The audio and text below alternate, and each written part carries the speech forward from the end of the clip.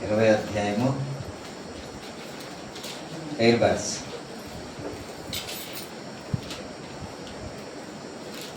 యోహాను సువార్త 20వ అధ్యాయము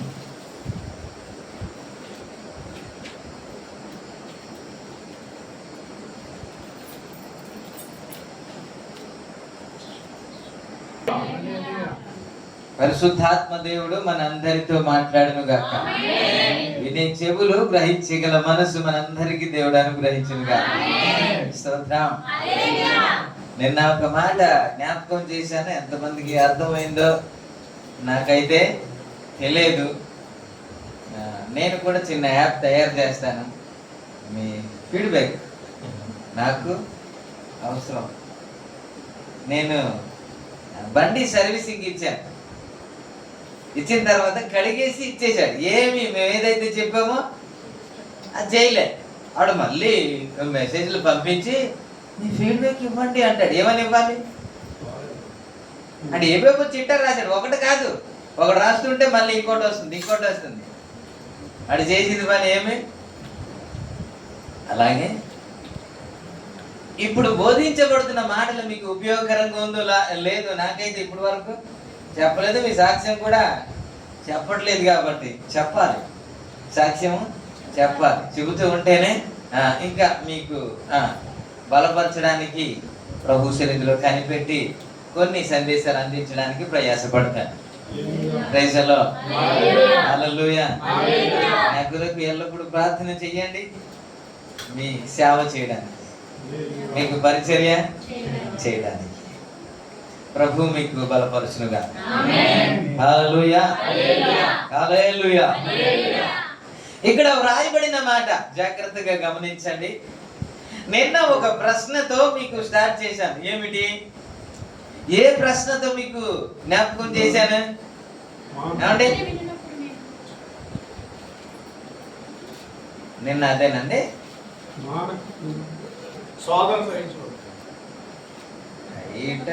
గుర్తులు ఉండదు, అసలు మైండ్ పెట్టట్లేదు. నేను చెప్పాను నాకే ఎందుకు శ్రమలు వస్తాయి అనే ప్రశ్నతో ముందుకు వెళ్ళాను, అంతే కదా. దాని మీదైనా మాట్లాడిన ప్రతిదీ నాకే ఎందుకు వస్తాయి, నన్నే ఎందుకు వస్తాయి, నా కుటుంబానికి ఎందుకు వస్తాయి, వాళ్ళకి ఎందుకు రావట్లేదు అనే మాటతో కదా చెప్పాను. అది కాకుండా ఇంకేమేమో చెబుతున్నారంటే మీకు అర్థమైందని నాకు ఎలాగ అర్థమవుద్ది? మీకు అర్థం అవ్వలేదని నాకు ఇప్పుడు అర్థమైంది. నేను అనుకున్నాను బాగా అర్థమైపోయిందని, ఇప్పుడు నాకు అర్థమైంది. మీకు అర్థం కాలేదు. స్తోత్రం. నిజం కదా, అర్థం కాలేదు కదా. అర్థం కాలేదనేసి మీరు ఊపుతా ఉంటే మరి అయిందంటారు. ప్రభు నామానికి మహిమ కలుగుతుంది. హల్లెలూయా. ఈరోజు ఒకటే మాట మీకు జ్ఞాపకం చేస్తాను. ఫోకస్ చేయండి. ఒకే ఒక అంశంలోనే వెళ్తూ ఉంటాను. నేను అక్కడికి ఇక్కడికి తిరగను. తర్వాత సాంబార్ లాగా ప్రతిదీ మిక్స్ చేసి ఎప్పుడు నేను చెప్పలేదు. ఒకే అంశంలో డీల్ చేస్తాను. ఎప్పుడైనా సరే, విశ్వాసమైనా, నమ్మకమైనా సరే, యథార్థత అయినా, నీతి అయినా సరే, ఏ విషయంలో ఒకే విషయంలో మనం డీల్ చేస్తాం. నిన్న దాని గురించి మాట్లాడి, దేని గురించి అంటే నాకే ఎందుకు వస్తాయి అనే దాని గురించి కొంతమంది గురించి జ్ఞాపకం చేశాను కదా, కొంతమంది గురించి గుర్తు చేశాను. ఈరోజు మీరు చేస్తున్న ప్రార్థన, మీరు పెడుతున్న కన్నీరు ఒక్కొక్క సందర్భంలో అలాగ అనిపిస్తుంది. దేవుడు నా కన్నీరు చూశాడా?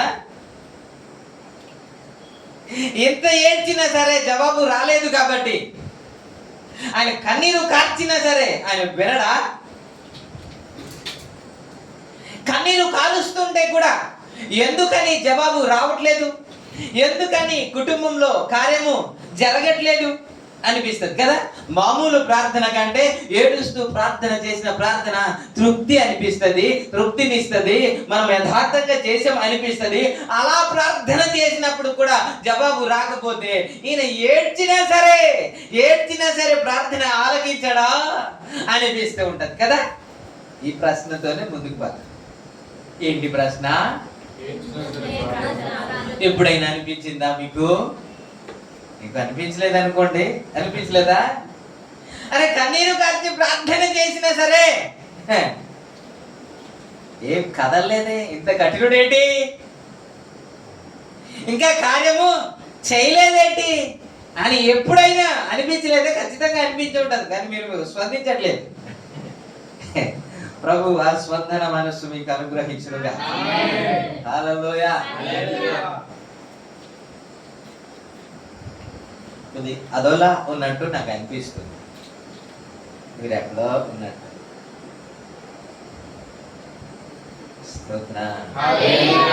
హల్లెలూయా. పరిశుద్ధాత్మ దేవుడు సహాయం చేయనుగా, చీకటి శక్తులు పారిపోనుగా.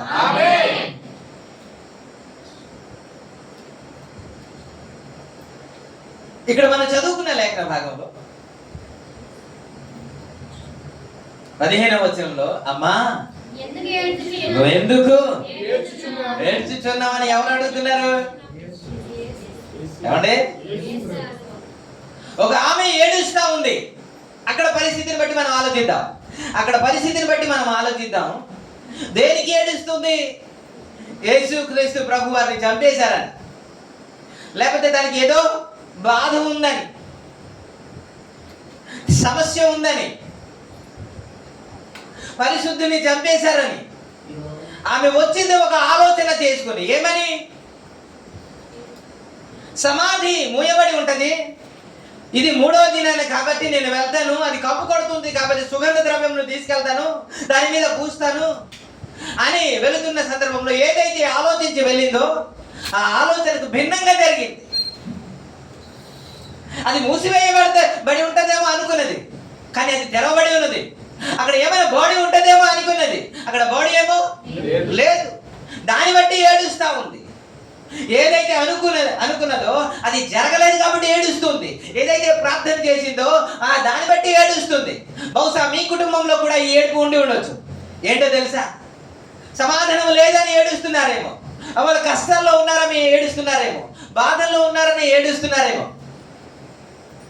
అప్పులను బట్టి ఏడుస్తున్నారేమో, అనారోగ్యం బట్టి ఏడుస్తున్నారేమో.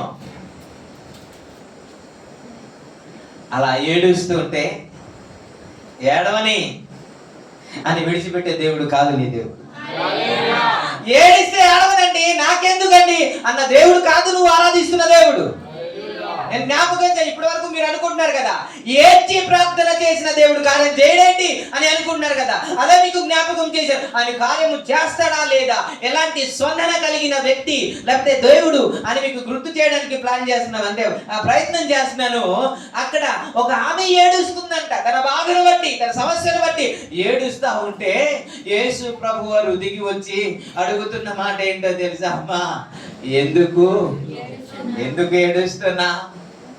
మనం ఏడుస్తా ఉంటే మన బంధువులే అడగరండి, మన స్నేహితులే అడగరండి, ఆయన వాళ్ళే అడగరండి. ఏడుపు ముఖం పెట్టుకుని ఉన్నా, ఎందుకు అలా ఉన్నావు అని అడిగేవారు ఇప్పుడు ఎక్కడైనా ఉన్నారా? లేదని చెప్పాలి కదా. కానీ సమస్యతో ఏడుస్తా ఉంటే, బాధపడుతూ ఉంటే, కన్నీరు కారుస్తూ ఉంటే నాకెందుకులే అని ఉండిపోకుండా యేసయ్య దిగి వచ్చి ఆమెతో మాట్లాడుతున్న మాట ఏంటో తెలుసా? ఇది ఎంత విలువైనదో మీకు గుర్తు చేస్తాను. కింద 16వ వచనంలో యేసు ఆమెను చూసి మరియా అని పిలవగానే ఆమె రబ్బుని అంటది. హెబ్రీ భాషలో బోధకుడు అని అర్థం అని చెప్పి. ఆ తర్వాత కింద వచనంలో యేసు ఆమెతో నేను ఇంకను తండ్రి యొద్దకు ఎత్తుకోలేదు కనుక నన్ను ముట్టుకోవద్దు అన్నాడు. ఈ మాట మీకు క్లియర్ చేస్తానే. ఈ మాట నన్ను ముట్టుకోవద్దు అన్నాడు. ఇదే మాట, ఇదే సందర్భం కొంత మనం చూస్తాం. మత్తయి సువార్త 28వ అధ్యాయము 9, 10వ వచనంలో అక్కడ మీరు చూడండి. యేసు వారిని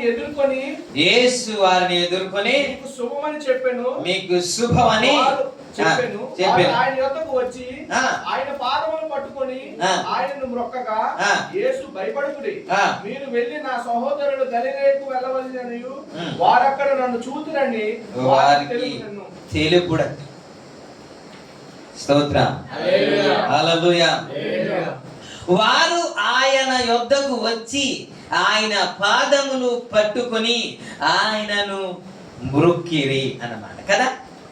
అక్కడ ఏమాట మనం చదువుకున్నాం, ఇంకనూ నేను తండ్రి యొద్దకు వెళ్ళలేదు, నన్ను ముట్టుకోవద్దు. ఈ రెండిట్లో డిఫరెన్స్ ఏంటి మీరు చెప్పా, సీనియర్ క్రైస్తవులారా ఈ రెండిట్లో డిఫరెన్స్ ఏంటి?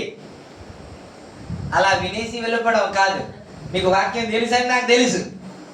ఈ రెండిట్లో ఒక ఆమెనేమో ఏడుస్తూ ఉన్న ఆమెనేమో ముట్టొద్దు అని అంటున్నాడు, ఇక్కడేమో వారందరూ వారు వచ్చి ఆయన పాదములు పడి నమస్కారం చేస్తే ఏమీ అనలేదు, భయపడకండి అని అభయం ఇస్తున్నాడు.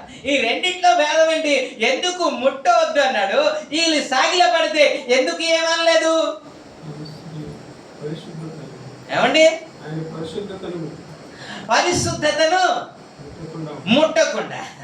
మళ్ళీ అక్కడ పరిశుద్ధత ఉంది, మళ్ళీ శిష్యులు ఉండేటప్పుడు అక్కడ కూడా పరిశుద్ధత ఉంది కదా, పోలేదు కదా, పోయిందంటారా? మనుష్య కుమారుడు చనిపోయి లేచిన తర్వాత మనుష్య కుమారుడు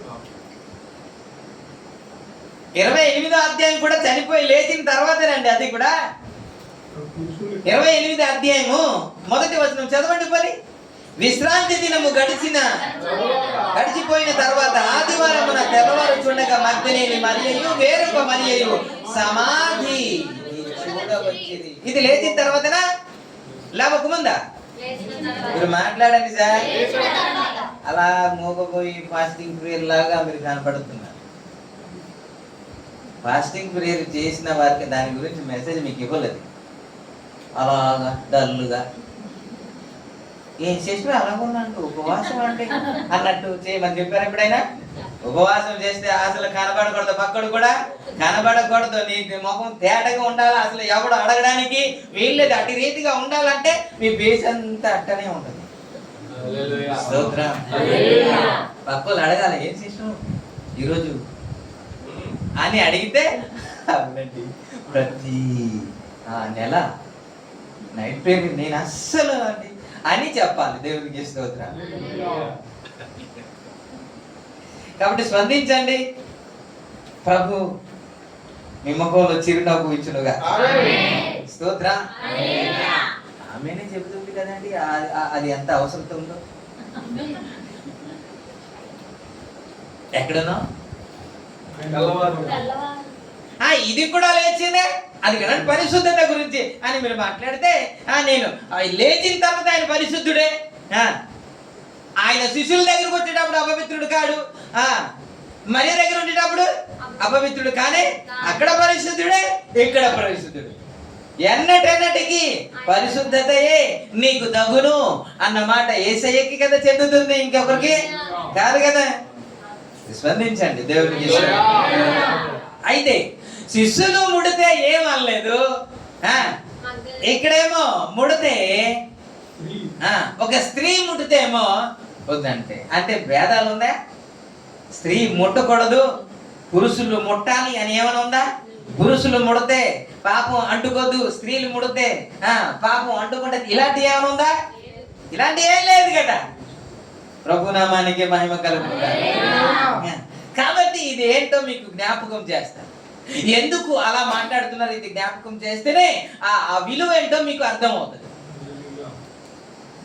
ఇప్పుడు సొలొమోను కట్టించిన మందిరము దేవుడు చెబితేనే కట్టించాడు కదండి. ఏమండి? దేవుడు చెబితేనే. సేమ్ మందిరం ఎక్కడ ఉంది తెలుసా? సేమ్ మందిరము పరలోకములో ఉంది. ఎక్కడుంది? ఈ బోధ ఏంటండి అంటారా? మీకు కొంచెం రిఫరెన్స్ ఇస్తూ వెళ్తాను. మీరు నిర్గమకాండం 25వ అధ్యాయానికి రండి. 25వ అధ్యాయానికి రండి. 9వ వచనం ఒకసారి చదువుదామా? నేను నీకు కనపరచు విధముగా మందిరం యొక్క రూపమును దాని ఉపకరణములన్నిటిని నేను నీకు ఏదైతే చూపించాను, ఇది మాట గమనించండి, నేను ఏదైతే చూపించాను అదేనా, అలాగే ఉందా? నేను చూపించే విధంగా నువ్వు ఆ మందిరాన్ని, మందిర ఉపకరణములన్నిటినీ తయారు చేయాలి. మీరు అలాగే రండి, 40 వచనం చదవండి, 25, 40లో చదవండి. కొండ మీద నీకు కనపరచబడిన వాటి రూపము చొప్పున వాటిని, ఎక్కడ? కొండ మీద ఒక రూపాన్ని ఏ రూపం చూపించాడు? మందిరాన్ని కదండి.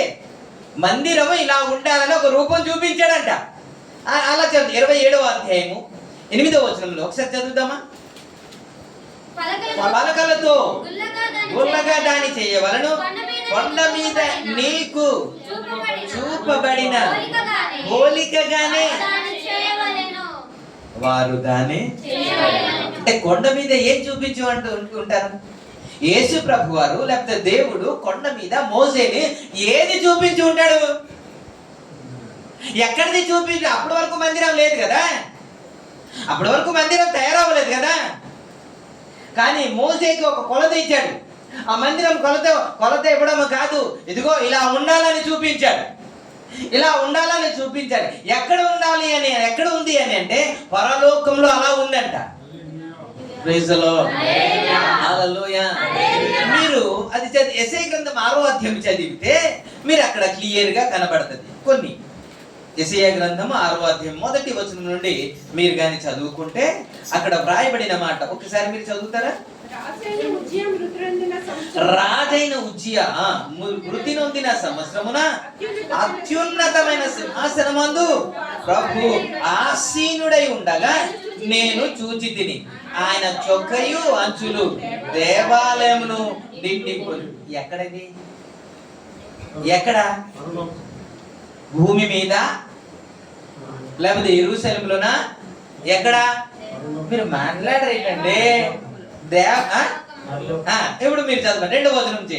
ఆయనకు పైగా శరాఫులు నిలిచి ఉండేవి, ఒక్కొక్కరికి 6 రెక్కలు ఉండేను, ప్రతి వాడు రెండింటితో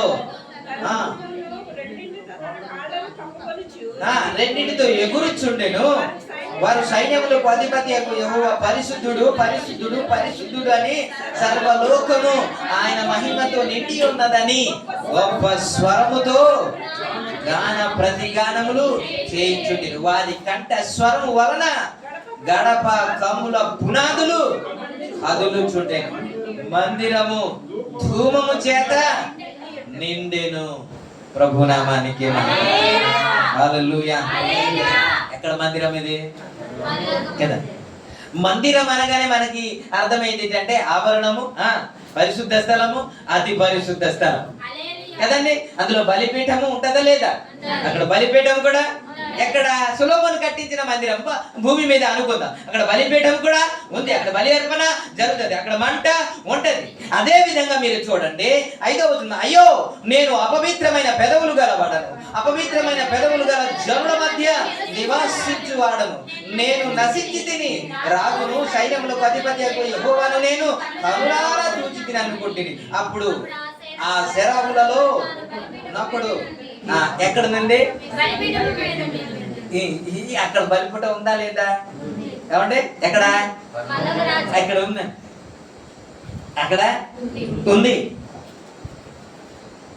కాబట్టి కొండ మీద నీకు చూపించబడిన మాదిరి చొప్పున నువ్వు మందిరాన్ని చెయ్యాలి. నేను ఎక్కడి నుంచి ఎక్కడికి వెళ్ళాను మీరు బాగా గమనిస్తేనే నా అంశాలన్నీ మీరు ఇలా వింటేనే తప్ప చిన్న మిస్ అవుతారా?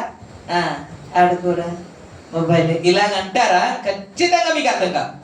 ఇది ఖచ్చితంగా మీకు లోతుగా తీసుకెళ్తున్నాను కాబట్టి మీకు అర్థం అవ్వాలంటే కొద్దిగా జాగ్రత్తగా మీరు వినాలి. దేవునికి స్తోత్రం. అక్కడ ఉంది కదండి, అక్కడ ఉంది కదండి. ఇప్పుడు బలి అర్పించిన తర్వాత ఏం చేయాలి? పాప పరిహారార్థ బలి అర్పించిన తర్వాత ఏం చేయాలి తెలియదు? యాజకుడు, ప్రధాన యాజకుడు ఆ రక్తాన్ని తీసుకెళ్ళి బలిపీఠం ఇలా ఏం చేయాలి? ఏం చేయాలండి? ఇప్పుడు మన కొరకు ఎవరు బలి చేయబడ్డాడు? లోక పాపమున కొరకు ఎవరు బలి చేయబడ్డాడు, ఎవరు రక్తం చిందించారు? ఇప్పుడు మీరు పాడారు కదా, యేసు రక్తము రక్తము రక్తము అని. ఆ రక్తమే పరిశుద్ధ పరుస్తుందని, ఆ రక్తమే ఆయన సన్నిధికి నడిపిస్తుందని. ఆ రక్తము పట్టుకొని ఎక్కడికి వెళ్ళాలి? ఇప్పుడు లోక కళ్యాణము జరగాలంటే ఇక్కడ బలియాగము చేయబడింది, కానీ అక్కడ మందిరం ఉంది, అక్కడ బలిపీఠం ఉంది. కాబట్టి ఈ రక్తము, యేసయ్య రక్తము, గొర్రె పిల్లగా దిగి వచ్చి వధింపబడిన ఆ రక్తము ఎక్కడ ప్రోక్షించబడాలి? అక్కడ ప్రోక్షించబడితేనే తప్ప అది సంపూర్ణము కాదు. ఇప్పుడు మీరు చదవండి, లేవియా కాండము 8వ అధ్యాయము 15వ వచనంలో వ్రాయబడిన మాట ఒక్కసారి చదువుతారు. లేవియా కాండం. దానిని వధించిన తర్వాత మోషే దాని రక్తమును తీసి బలిపీఠపు కొమ్ముల చుట్టూ వ్రేలితో దాన్ని చమిడి బలిపీఠము విషయమై పాప పరిహారార్థము చేసి దాని నిమిత్తము ప్రాయశ్చిత్తము చేయటకై బలిపీఠము అడుగున రక్తమును పోసి దాన్ని ప్రతిష్ఠించెను. Praise the lord. ప్రభునామానికి మహిమ. ప్రాయశ్చిత్తము చేయడానికి ఈ రక్తాన్ని తీసుకెళ్ళి ఏం చేయాలంట? చమరాలి, చల్లాలి. దేవునికి స్తోత్రం. అయితే యేసయ్య రక్తాన్ని కార్చాడు కదండి. ఇప్పుడు ఆ రక్తము సొలొమోను కట్టించిన మందిరానికి తీసుకెళ్ళాలా? ఎక్కడికి తీసుకెళ్ళాలా అండి? మాట్లాడండి. అక్కడ ఒక బలిపీఠం ఉందని కదా చదివించాను. ఇంకా మీకు డౌట్ ఉందా? చదివించాను కదండి. ఆ రక్తం ఎక్కడికి తీసుకెళ్ళాలా? ఆ రక్తము తీసుకెళ్ళక ముందు తండ్రి యొద్దకు నేను ఇంకను వెళ్ళలేదు అన్నమాట. ఆ రక్తాన్ని చేత పట్టుకొని ఇప్పుడు ఎక్కడికి వెళ్ళాలి? తండ్రి యొద్దకు. ఇప్పుడు మీరేమంటారంటే, మీకు ఒక డౌట్ వచ్చి ఉంటది. ఏంటో తెలిసిన, అసలు యేసయ్య చనిపోయి ఎక్కడికి వెళ్ళాడు ఇంతకీ? నేడు నాతో కూడా పరదేశిలో ఉండు అని వాగ్దానం చేశాడు కదా. చనిపోయిన వెంటనే ఎక్కడికి వెళ్ళాడు? పరదేశికి వెళ్ళాడు. పరదేశి ఎక్కడికి ఉంది? పాతాళంలో ఉంది. అప్పటి వరకు పాతాళంలో ఉంది. కాబట్టి ఆయన వెళ్ళి చెరగా పట్టుకొని ఆకాశముకు పైగా ఆయన వెళ్ళిపోయాను అన్నమాట మనం చూస్తాం కదా. ప్రభునామానికి హల్లెలూయా. 3 రోజులు అక్కడ సువార్త ప్రకటించి ప్రతి ఒక్కరిని చెరగా ఆయన తీసుకెళ్ళిపోయాడు. అయితే 3వ దినాన తిరిగి లేచిన తర్వాత ఆ రక్తాన్ని చేత పట్టుకుని ఎక్కడికి వెళ్ళాలి? ముందు అక్కడికి వెళ్ళాలి, అక్కడ అర్పించాలి, బలిపీఠంలో చల్లాలి, ఆ తర్వాత దిగి రావాలి. అప్పుడే సంపూర్ణము అవుతుంది. ఆ ప్రాసెస్ ఇంకా కాలేదు కాబట్టి నన్ను ముట్టొద్దు అన్నాడు. ఇప్పుడు హెబ్రీ రాసిన పత్రిక 9వ అధ్యాయానికి రండి. హెబ్రీ రాసిన పత్రిక 9వ అధ్యాయం తీసారా? చదువుదాం 23వ వచనం. పరలోకమందున వాటిని పోలిన వస్తువులు ఇట్టి బలుల వలన గాని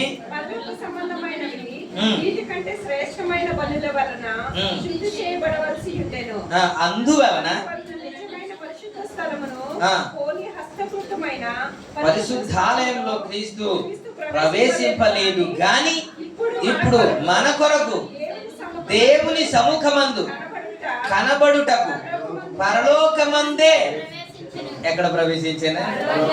సమజవుతుందా?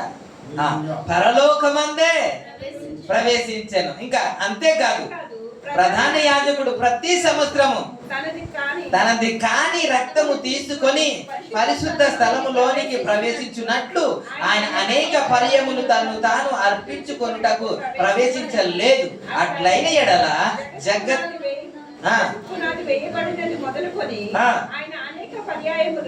శ్రమ పడవలసి వచ్చిన. అయితే ఆయన తను తాను బలిగా అర్పించుకొనుట వలన పాప నివారణ చేయుటకే ఒక్కసారి ప్రత్యక్షమా. సంవత్సరానికి ఒక్కసారి ఎలాగైతే తన రక్తాన్ని పట్టుకొని పరిశుద్ధ స్థలానికి వెళతాడో అలాగే ఈయన కూడా అన్నిసార్లు ఆయన శ్రమ పడ్డానికి కాదు కానీ ఒక్కసారి శ్రమపడి లోక కళ్యాణం కొరకు తన రక్తాన్ని చిందించి మనల్ని విడిపించాడు. అయితే అక్కడ నుంచి ఎందుకు ఇక్కడికి వెళ్ళామని కదా మీకు డౌట్. ఇప్పుడు నేను అక్కడికి వస్తున్నాను. ఏంటో తెలుసా, ఇలాంటి ప్రశస్తమైన సమయం ఉన్నప్పటికీ కూడా ఆయన ఇంకాను దేవుని సన్నిధికి వెళ్ళలేదు. ఇంకా దేవుని సన్నిధికి వెళ్ళలేదు. అది ఇంపార్టెంటా, ఒక కన్నీళ్ళు ఇంపార్టెంట్ అండి? మీరు చెప్పండి. ఒకడు ఏడుస్తూ ఉంటే లోక కళ్యాణం జరగాలి కదా. ఆయన దేని కొరకైతే చనిపోయాడో దానిని రక్తం తీసుకొని ఎక్కడికి వెళ్ళాలి?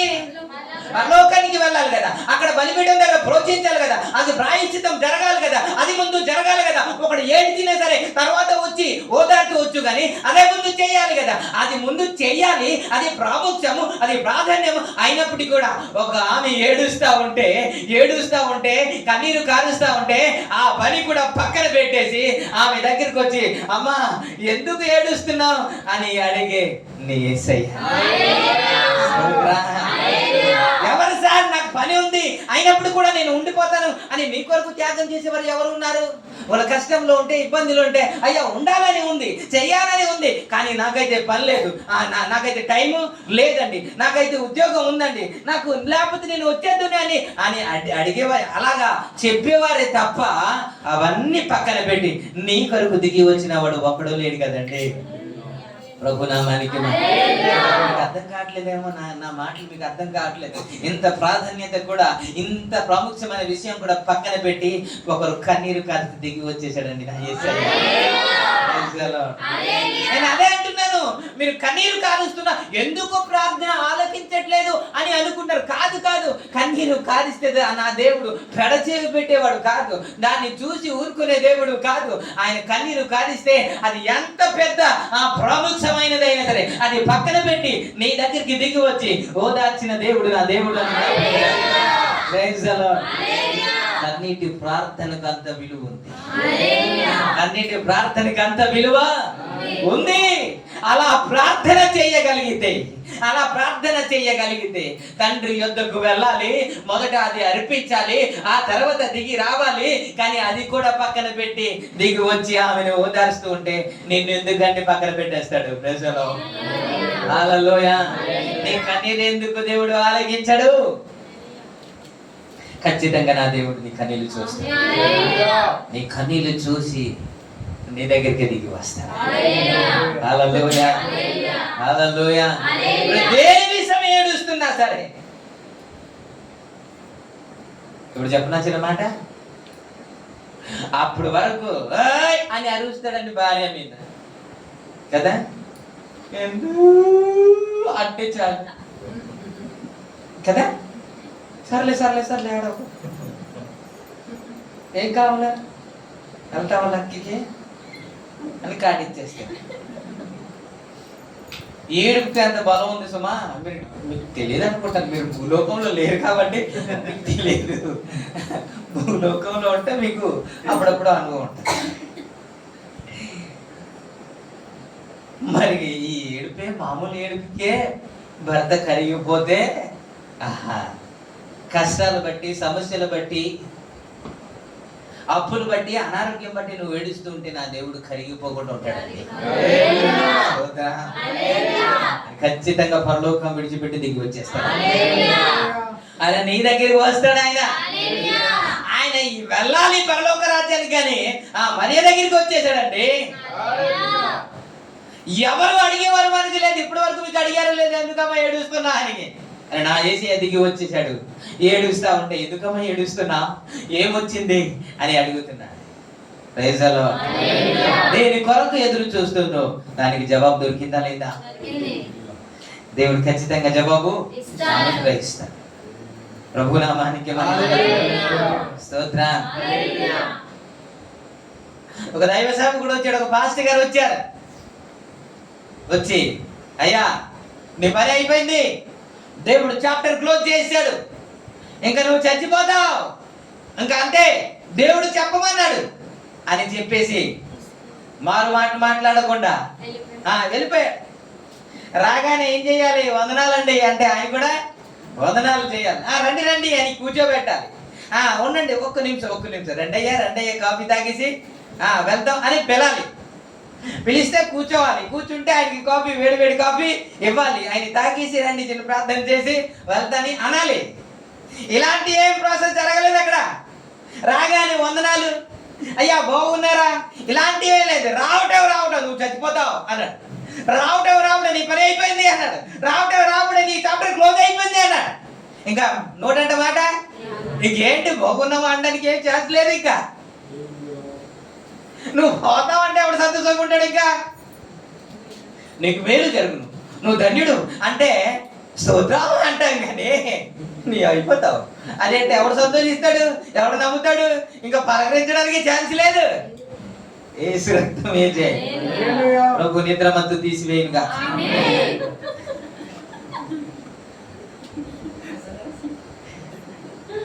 హల్లెలూయా, స్తోత్రం.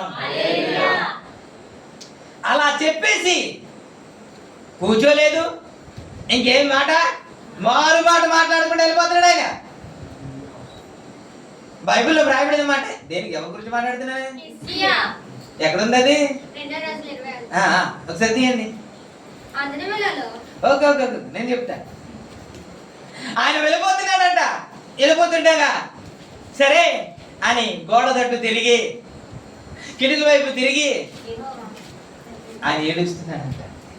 ఏం చేస్తున్నాడు? కన్నీరు కారుస్తున్నాడంట. అంటే ఆయన కన్నీరు కారుస్తుంటే ఇది అవ్వాలే అని దేవుడు ఊరుకున్నాడా? చదవండి 3వ వచనంలో, యెహోవా యథార్థ హృదయుడనై సత్యముతో నీ సన్నిధిని ఎట్లు నడుచుకుంటున్నావు,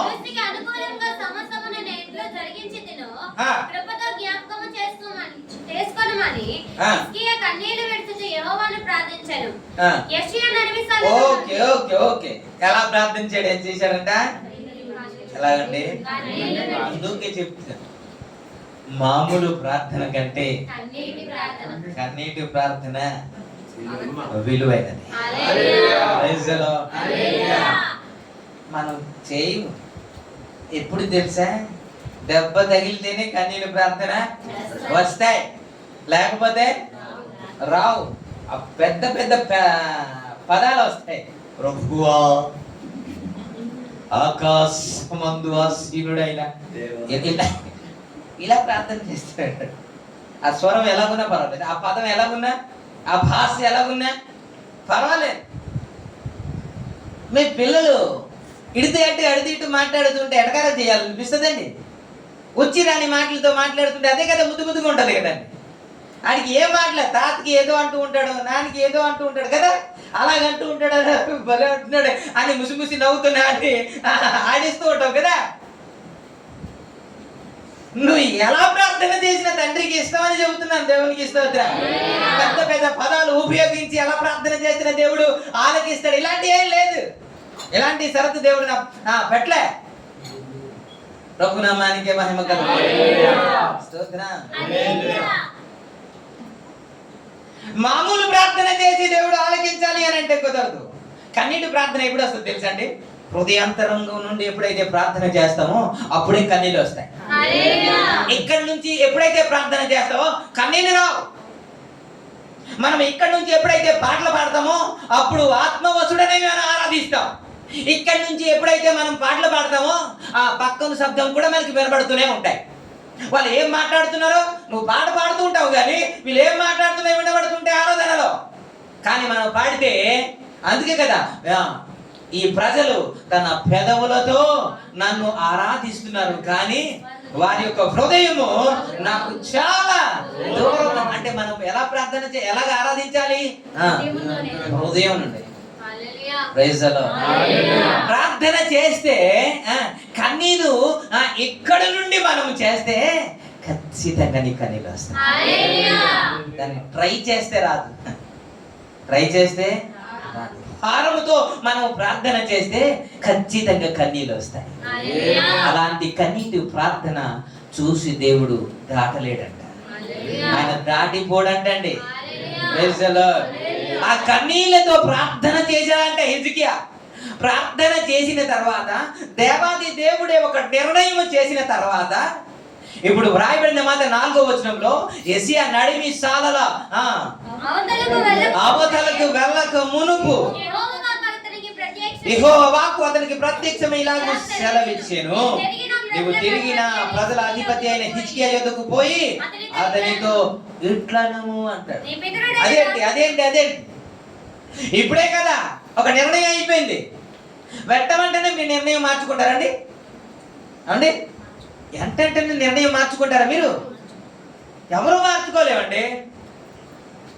మనమే మార్చుకోకపోతే దేవుడు ఎట్ట మారుస్తాడు?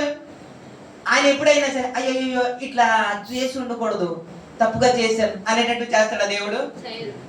అవండి కాదు కదండి. ఆయన మహాజ్ఞాని, ఆయన అనంత జ్ఞాని. అంటే మనం అనంత జ్ఞాని అయినా అల్పుడైన నాకు సహవాసమాట. ఆయన అనంత జ్ఞాని కదండి.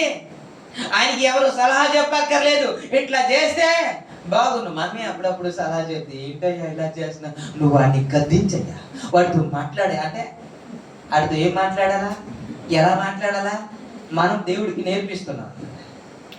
అంతే కదా? అదే కదా ప్రార్థన చేస్తాం. గద్దించాలో కొట్టాలో మారు మనసు అనుగ్రహించాలో ఆయనకి తెలుసు, ఏం చేస్తే బాగుంటుందో ఆయనకి తెలుసు. కానీ మనం ఎక్కడ అని గద్దించయ్యా అంటాడు. దేవునికి స్తోత్రం. ఆయనకి నేర్పించక్కర్లేదు. ఆయన ఏమిటో ఎరిగిన వారైతే ఖచ్చితంగా ప్రార్థన చేస్తారు. కాబట్టి హిజ్కియా కన్నీళ్లతో ప్రార్థన చేయగానే మరలా వాక్ వచ్చి యేషయా ప్రవక్తతో మాట్లాడతారు, పాస్టర్ గారితో మాట్లాడదా, నువ్వు మరలా వెనక్కి వెళ్ళు అంటే బెడ్రూమ్ నుంచి హాల్కి వచ్చేటప్పటికి మార్పు జరిగిపోయింది. దేవుడికి ఇస్తుంది. మార్పు కారణం ఏంటంటారు? ఏమంటే మరి అప్పుడప్పుడు మనకి ఏమనిపిస్తూ ఉంటది, ఏంటి కన్నీరు కార్చినా సరే దేవుడు ఆలకించడండి, అదేంటోనండి నాకు అనిపిస్తుందా లేదా? ఖచ్చితంగా అనిపిస్తుంది. నేను అందుకే చెబుతున్నా, కన్నీటి ప్రార్థన ఎంత విలువైనదో. భక్తుల జీవితంలో దేవుడు ఎలాంటి కార్యము చేశాడు గుర్తు చేస్తున్నాను. Praise the lord. ప్రభునామానికే మహిమ కలుగుగాక. అలా కన్నీటి ప్రార్థన చేయగానే ఏదైతే దేవుడు నిర్ణయించాడో ఆ నిర్ణయం మారిపోయిందండి. Praise the lord. ఉరి శిక్ష తప్పించడానికి ఎంతో ప్రయాసపడుతున్నారు కదా. మన కేపాల్ గారు ప్రయాసపడ్డారని, అది ఎంతవరకు వచ్చిందో నాకైతే తెలియదు, కానీ అది పూర్తిగా క్లోజ్ అయిపోయిందో నాకైతే తెలియదు. కానీ ఆయన ప్రయాసపడ్డాడు. ఎవరితో మాట్లాడా? కొంతమంది కూడా ప్రయత్నం. మన ప్రభుత్వం అయితే చేయలేకపోతుంది. ప్రభునామానికి మహిమ కలుగుగాక. హల్లెలూయా. ఏమంటే ఒక రాజు ఒక అధికారి నిర్ణయం చేస్తేనే ఇంత శ్రమ పడితే, రాజులకు రాజు ప్రైజ్ ది లార్డ్ సర్వాధికారి అయిన దేవుడు అండి. అందరినీ అధికారం ఇచ్చేవాడు ఆయనేనండి. ఆయన ఉన్నతుడు, ఆయన సర్వోన్నతుడు. Praise the lord. ఆయన నిర్ణయం చేస్తే మార్చగలిగిన వాడు ఎవడైనా ఉన్నాడా? నేనంటే నీ కన్నీళ్లు మార్చేస్తాను. ఎలాంటి పరిస్థితి అయినా సరే ఆయన నిర్ణయం తీసుకున్నా సరే, ఆయనే ఒకవేళ ఒక సంపూర్ణ నిర్ణయం నీ కుటుంబానికి ప్రకటించినా సరే, అది మార్చుకొనగలిగిన సత్తా దేనికి ఉంది అని అంటే నీ కన్నీటికి ప్రార్థన. అని ఏమీ చేయలేదు, మార్చయ్యా అని అనలేదు. ఆయన కన్నీళ్లతో ప్రార్థన చేశారట. కన్నీళ్లతో ప్రార్థన చేస్తే ఏదైతే దేవుడు నిర్ణయం చేశాడు ప్రతిదీ నేను ఈ రోజు జ్ఞాపకం చేస్తున్నాను. నువ్వు కన్నీరు కారిస్తే నీ పరిస్థితులన్నీ మార్చగలుగుతావు. సమస్తాన్ని మార్చేస్తాడు.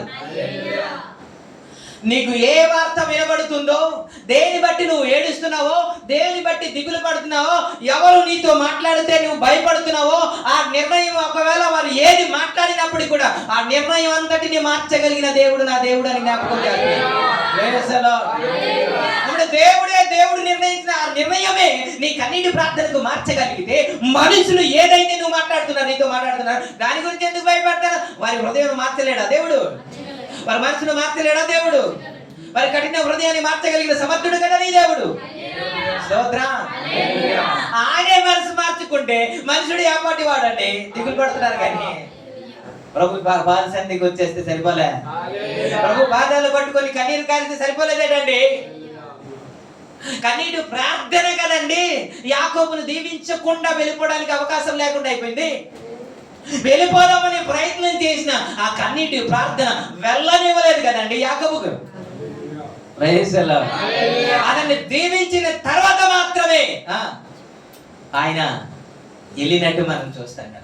హోషేయ గ్రంథం 12వ అధ్యాయం 4వ వచనం కదా రాయబడింది. యాకోబు కన్నీళ్లు విడిచుచు ఆయన ప్రార్థన చేశాడన్నమాట కదా. అక్కడేమో ఆది కాండంలో ఏమో ఏమని ఉంటదంటే నువ్వు మనుషులతో దేవునితో పోరాడి గెలిచావు అన్నమాట చూస్తాము. కానీ హోషేయ గ్రంథంలో 12వ అధ్యాయం 4వ వచనమా తీసారా? అతడు దూతతో పోరాడి జయమొందెను. అతడు కన్నీరు విడిచుచు ఓకే దేవునికి స్తోత్రం. కన్నీటి ప్రార్థన దేవుడు దాటి వెళ్ళిపోలేదు. స్తోత్రం.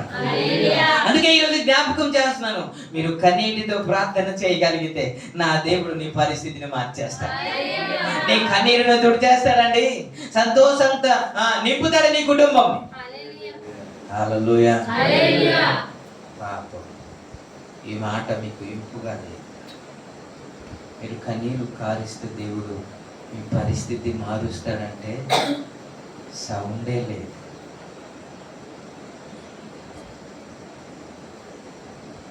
స్పందనే లేదు. ఎలా మారుస్తాడు మరి నీ కుటుంబంలో? దేవుడు ఎలా మాట్లాడతాడు నీతో? డైరెక్ట్ గా దిగి వచ్చి మాట్లాడతాడా?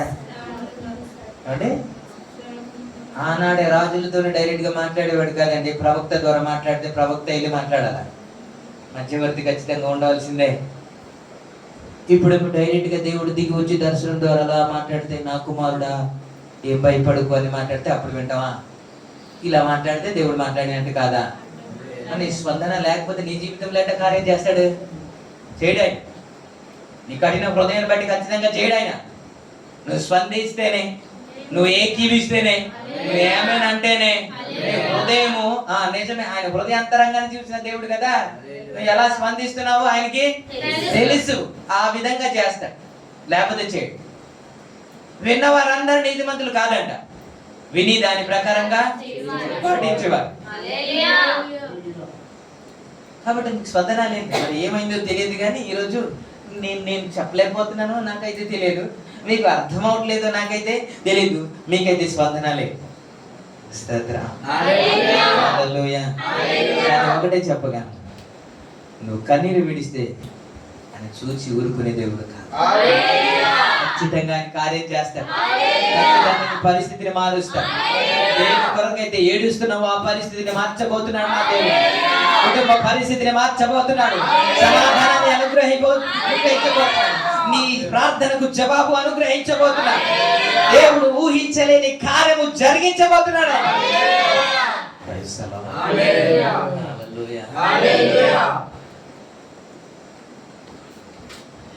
నెహెమియా అంట కన్నీరు విడిచి ప్రార్థన చేశారని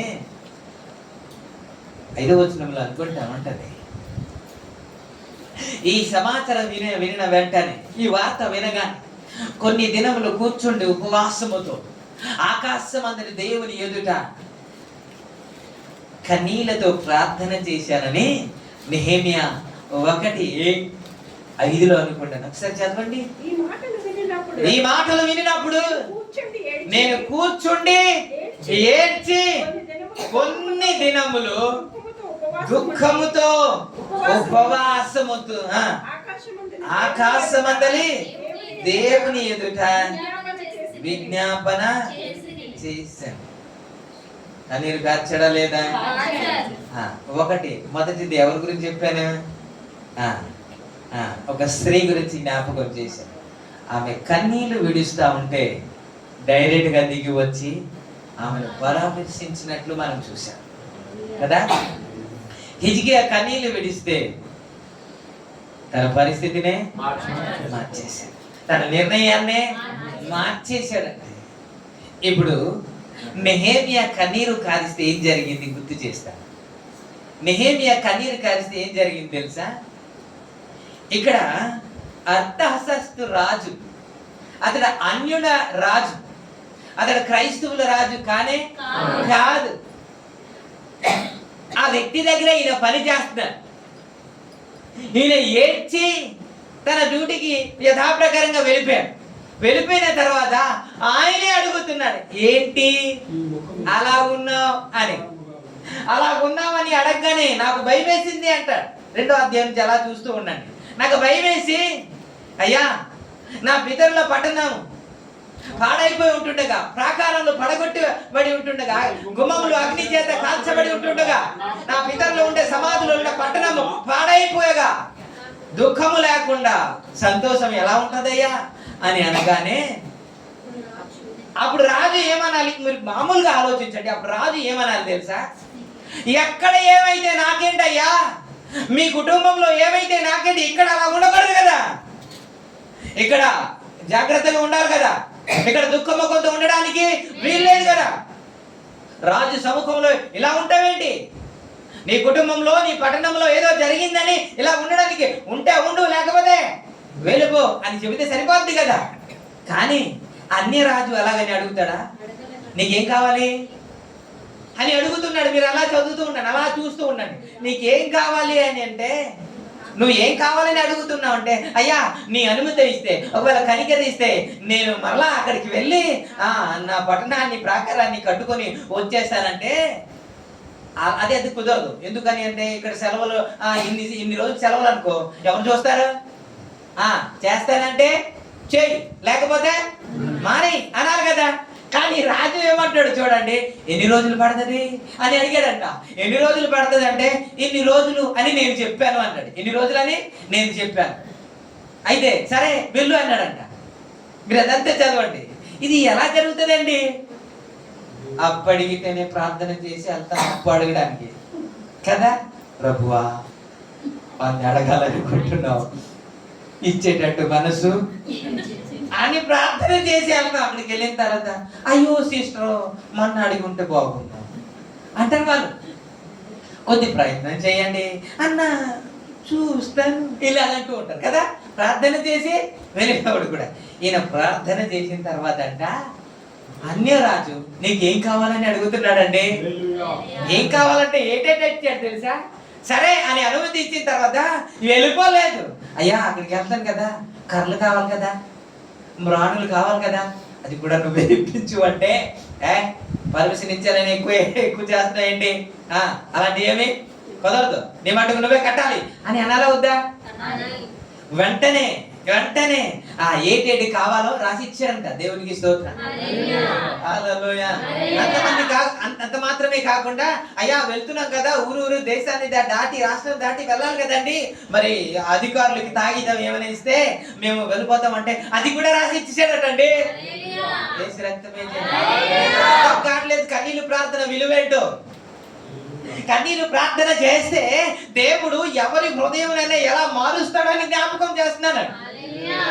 ఇప్పటి వరకు మీరేదైతే అనుకుంటున్నారో అది కాదని, నా దేవుని హృదయం అలాంటి కాదని, నా దేవుని హృదయం లేకపోతే ఆయన మనసు అలాంటిది కాదని నువ్వు కన్నీరు కారిస్తే, నిజంగా ప్రార్థన చేస్తే, నిజంగా ఏడిస్తే ఆయన తప్పకుండా నీ జీవితంలో కార్యము చేస్తాడని, ఎవరి కొరకైతే ప్రార్థన చేస్తున్నావు వారి హృదయంలో మారుస్తాడని, నువ్వు ఏదైతే అనుకుంటున్నావో ప్రతిదీ దేవుడు దయచేస్తాడని జ్ఞాపకం చేస్తున్నాను. కన్నీళ్లతో ప్రార్థన చేసిన తర్వాత అంట ఏదైతే అనుకున్నాడో ఒక్కొక్కటి ఏది నో అనకుండా, ఏది వద్దు అనకుండా ప్రతిదీ దేవుడు సక్సెస్ చేస్తున్నాడు. అలా పాటలు పాడడమే కాకుండా మనం కన్నీళ్లతో ప్రార్థన చేస్తే ఖచ్చితంగా విలాప వాక్యంలో అదే కదా, కన్నీళ్లతో ప్రార్థన చేయమని చెప్పింది కదా కుమారుల గురించి, కుమార్తెల గురించి. 2:19 నువ్వు లేచి మొదటి జామున నీళ్లు కుమ్మరించినట్టు నీళ్లు కృమ్మరించినట్టు నీ హృదయంలో కృమ్మరించుము అని చెప్పింది కదండి. అలా ప్రార్థన చేస్తే నా దేవుడు ఖచ్చితంగా నీ జీవితంలో కార్యం చేస్తాడు. నీ పిల్లల జీవితంలో కార్యం చేస్తాడు. నీ ప్రార్థన ఆలకిస్తాడు. నీ బంధువుల హృదయంలో కార్యము చేస్తాడు. దేని కొరకైతే బాధపడుతున్నావో నా పరిస్థితులన్నీ నా దేవుడు మార్చేస్తాడు. Praise the lord. కన్నీళ్లతో ఆయన పాదాలు పట్టుకుంటే వేకువనే లేచి యేసయ్య పాదాలు పట్టి ఎలుగెత్తి ఏడ్చి కన్నీళ్లతో పాదాలు కడిగి. ప్రతిరోజు ఏదేనా? ప్రతిరోజు కదా అంటే ప్రతిరోజు ఇలాగేనా? గ్రూప్ లో ప్రేయర్ చేస్తున్న వర్లారా ప్రతిరోజు ఈ పాటేనా? అలాగే ప్రార్థన చేస్తున్నావా? కన్నీళ్లతో చేస్తున్నావా? ఆయన పాదాలు పట్టుకొని ప్రార్థన చేస్తున్నావా? మరి ఇలా చేయకుండా ఎందుకు చేయవు అని అడగడానికి ధైర్యం లేదు కదా, ఆ ఛాన్సే లేదు కదా అని పాట పాడతారు. ఏమని? ఆరాధన ఆరాధన నా యేసురాజుకు ఆరాధన ఆరాధన ఆరాధన. మీ ఆవిడ మాత్రమే కాకుండా మీరు కూడా ప్రార్థన చేయాలి. Praise the lord. దేవుడు ఆవిడ ప్రార్థన వినడమే కాకుండా మీ ప్రార్థన కూడా దేవుడు ఆలకిస్తాడు. Praise the lord. మీరు కూడా అప్పుడప్పుడు లేచి, అప్పుడప్పుడు కాస్త రెగ్యులర్ గా లేచి ప్రార్థన చెయ్యాలి. Praise the lord. ప్రభా కూడా ఒడియాలో చెయ్యాలి. దేవుడికి స్తోత్రం. ప్రార్థన చెయ్యాలి. ప్రార్థన చేయకుంటే అలాగండి దేవుడు కార్యం చేస్తాడు ఖచ్చితంగా. ఈరోజు చెబుతున్నాను, మీరు అనుకున్నట్టు నా దేవుడు కఠినుడు కానే కాదండి. నువ్వు కన్నీరు కారిస్తే దిగిపోయి నీ దగ్గరికి వచ్చేసి దేవుడు ఎలాంటి ప్రాధాన్యత ఉన్నప్పటికీ కూడా, నేను ఎలాంటి ప్రాముఖ్యమైన పనులు ఉన్నప్పుడు కూడా పక్కన పెట్టి నీ దగ్గరికి వచ్చి ఓదార్చి దేవుడు అండి నా దేవుడు. రోజు నుంచి మీరు ప్రార్థన చేయగలిగితే, కన్నీళ్లతో ప్రార్థన చేయగలిగితే, నీ కుమారుడు కుమార్తెల గురించి ప్రార్థన చేయగలిగితే నా దేవుడు ఖచ్చితంగా రాబోయే దినాలు కార్యం చేస్తాడు. మార్పును కలుగ చేస్తాడు. మీ జీవితంలో మార్పును కలుగ చేస్తాడు. అద్భుతాలు మీరు చూడబోతున్నారు. దేవుడు అలాగూ చేయనుగా, యేసయ్య అలాగూ చేయనుగా, కుటుంబంలో అలాగూ చేయనుగా, పరిస్థితిని మార్చునుగా, ఆరోగ్య పరిస్థితిని మార్చునుగా, ఆర్థిక పరిస్థితిని మార్చునుగా. ప్రభు ఈ మాటలు ఆశీర్వదించును.